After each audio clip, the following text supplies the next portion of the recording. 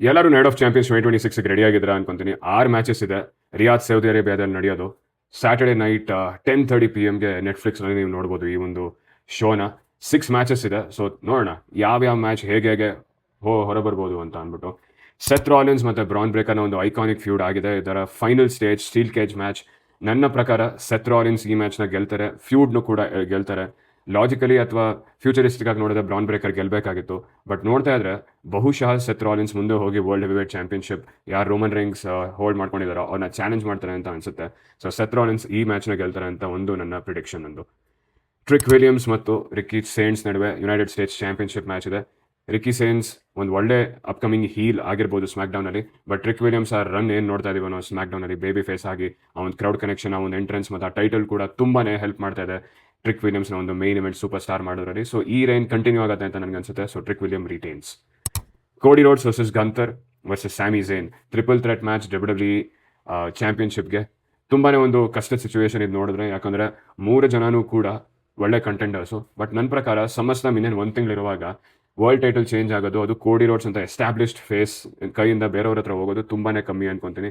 So ನನ್ನ ಪ್ರಕಾರ Cody Rhodes ತಮ್ಮ WWE ಚಾಂಪಿಯನ್ಶಿಪ್ನ ರಿಟೈನ್ ಮಾಡ್ಕೊಳ್ತಾರೆ. ಇದೆ ಟಿಫನಿ ಸ್ಟ್ರಾಟನ್ ತಮ್ಮ ಒಂದು ಯುನೈಟೆಡ್ ಸ್ಟೇಟ್ಸ್ ಚಾಂಪಿಯನ್ಶಿಪ್ನ ಡಿಫೆಂಡ್ ಮಾಡ್ಕೊಳ್ತಾರೆ ಜೇಡ್ ಕಾರ್ಗಿಲ್ ಮೇಲೆ. ಲಾಸ್ಟ್ ಇಯರ್ ಜೇಡ್ ಕಾರ್ಗಿಲ್ ಮೇಲೆ ತಮ್ಮ WWE ವುಮೆನ್ಸ್ ಚಾಂಪಿಯನ್ಶಿಪ್ನ ಸೋತಿದ್ರು ಸ್ಯಾಟರ್ಡೆ ನೈಟ್ ಮೇನ್ ಇವೆಂಟ್ನಲ್ಲಿ.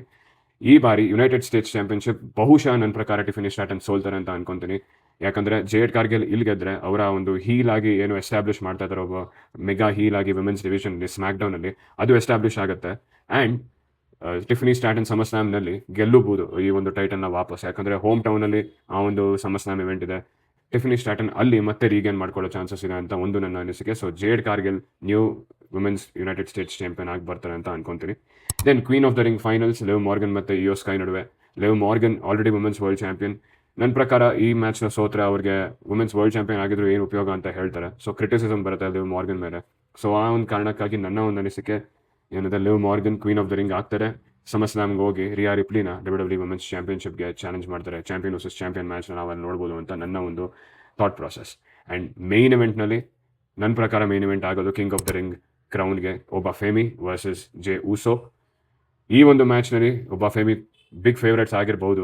ಬಟ್ ನನ್ನ ಪ್ರಕಾರ ಬ್ರಾಕ್ ಲೆಸ್ನರ್ನ ಏನವರು ಟಾಂಟ್ ಮಾಡ್ತಾ ಇದ್ದಾರೋ, ಖಂಡಿತ ಈ ಮ್ಯಾಚ್ನಲ್ಲಿ ಬ್ರಾಕ್ ಲೆಸ್ನರ್ ಇಂಟರ್ಫಿಯರ್ ಆಗ್ತಾರೆ, ಒಬ್ಬ ಫೇಮಿನ ಸೋಲೋ ಹಾಗೆ ಮಾಡ್ತಾರೆ. ಜೆ ಊಸೋ ಈ ಮ್ಯಾಚ್ನ ಗೆದ್ದು ಸಮಸ್ಲಾಮ್ಗೆ ಹೋಗಿ ಕೋಡಿ ರೋಡ್ಸ್ನ WWE ಚಾಂಪಿಯನ್ಶಿಪ್ಗೆ ಚಾಲೆಂಜ್ ಮಾಡ್ತಾರೆ. ಏನವ್ರು ಹೇಳ್ಕೊಂಡು ಬರ್ತಾ ಇದ್ದಾರೋ ರೋಮನ್ ರಿಂಗ್ಸ್ ಹತ್ರ, ಅದನ್ನ ಮಾಡಿ ತೋರಿಸ್ತಾರೆ ಅಂತ ನನಗನ್ಸುತ್ತೆ. ಸೊ ಕಿಂಗ್ ಜೆ ಊಸೋ ಅಂತ ಹೇಳೋದಕ್ಕೆ ರೆಡಿ ಆಗಿ ಅಂತ ನಾನು ಹೇಳ್ತೀನಿ. ಸೊ ಇದು ನನ್ನ ನೈಟ್ ಆಫ್ ಚಾಂಪಿಯನ್ಸ್ 2026ನ ಪ್ರಿಡಿಕ್ಷನ್ಸ್. ನಿಮ್ಮ ಪ್ರಿಡಿಕ್ಷನ್ಸ್ ಕಮೆಂಟ್ ಬಾಕ್ಸಲ್ಲಿ ತಿಳಿಸಿ, ಒಳ್ಳೆ ಡಿಸ್ಕಷನ್ ಮಾಡೋಣ ಅದರಲ್ಲಿ.